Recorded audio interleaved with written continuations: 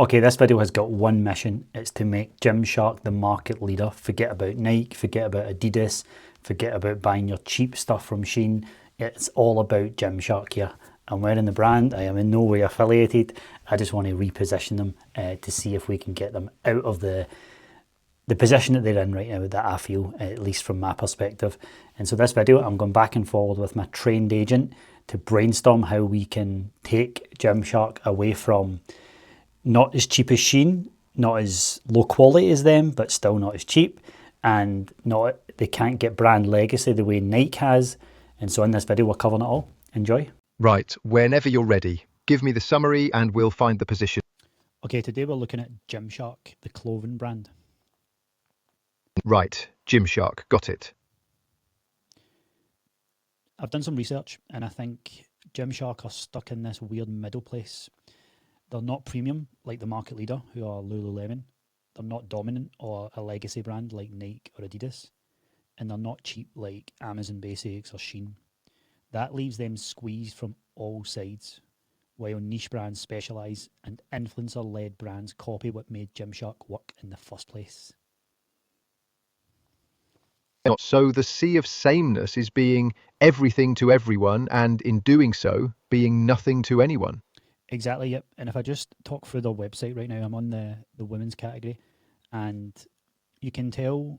I think they've accidentally tried to find an angle, but they're actually just following the craze that is happening right now, which is hybrid style training.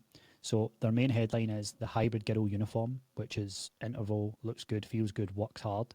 But of course, that's them just jumping on a craze. When I scroll through the page, it's loads of girls with pink outfits on. We have a catalogue of stuff. And then as we scroll down, it's hot right now. And then how do you train? So you have running, lifting, HIIT, Pilates. And that's kind of it for the female page. So yes, they're kind of edging towards some performance style stuff, but they're also staying true really to their this looks good type of marketing. So they're trying to own a trend, but it's a trend everyone else is also trying to own. It's not a distinctive position. Yeah, exactly. And when we think of what made Gymshark boom in the first place, well, aside from they obviously had good products, they had a lot of influencer style marketing, and they're probably one of the first to really nail that, and it worked wonders for them. Now there's a lot of niche style clothing brands that are "this looks nice" quote. So I think they're in this middle phase, and we really need to find a position or an angle that they can take to differentiate themselves. Because let's face it, they're not going to take on Nike or Adidas anytime soon. Right, I've got it. What's pulling you most strongly, the gap or the counter position? I think the counter position, like the whole, yes, people still want to look good. Yes, it's a huge market of people dressing to be taggable in social media and wear their nice sets and stuff. But I just think Gymshark have grown up. They have to grow up. And yes, they can still create, nice sets or whatever for the type of demographic that serves. But I think they have to move away, or at least mature away from just what looks good and actually look at what's missing out there.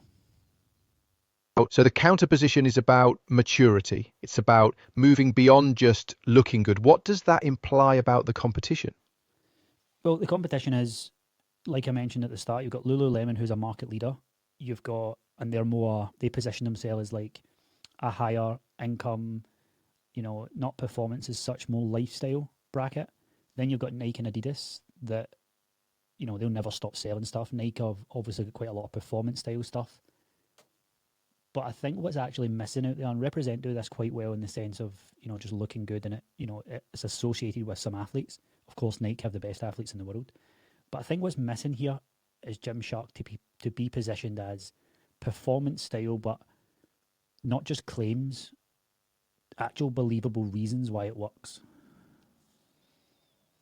So the gap is performance, but not just performance claims. It's performance with substance, with a believable reason why it works. What's the anxiety that removes for the buyer? Yeah, I mean, exactly, because I looked at like Reddit reviews and things, and it was there's sizing inconsistencies, the changes in quality are obvious between like different versions of the leggings and things. Obviously, stock always limited. I think just any popular brand would have that, and it would shatter trust a little bit. But if we stay here on the positioning of Gymshark in general, I think they're jumping on a trend which is the hybrid style stuff, but they are still catering to everybody, and yet they're not cheaper than Shein. Yes, they'll probably have better quality, but they're also not Nike. So I think they're in this middle phase, and I think that they have to go all in on, okay, if we're talking about hybrid people, what is the competitive edge that they get from wearing your clothing? Because just saying, oh, it's performance and it's comfort, you do neither. So the anxiety is that the clothing won't actually perform when it matters. It's all aesthetics, no substance. The gap is true performance for the hybrid athlete. Yeah, and how can we prove that it actually tangibly does improve? Like, shouldn't their website be, here's these athletes, here's what we have, here's the studies we've shown to show that our compression leggings, our, XYZ actually does increase performance by X%. That's the direction. What if you took it further and said Gymshark is the only brand that scientifically engineers athletic wear for the specific demands of hybrid training? Yeah. I mean, so when I go to the men's page, it's the exact same. It is a montage of guys running, doing the ski erg, running on a track, and then they've obviously coming down and you've got tops off, and they like to stay true to their bodybuilding roots as well. But generally speaking, this page is full of the hybrid style stuff as well. So let's round this up here and figure out in a one-line statement how Gymshark can reposition themselves away from the everyday cheap Amazon basics and Shein and beat, or at least start to fight the big dogs like Nike and Adidas and Lululemon. Right, we've got it. Say it back to me in one line. No, you tell me. Also, why are you a Geordie now? Apologies, I'll adjust my accent.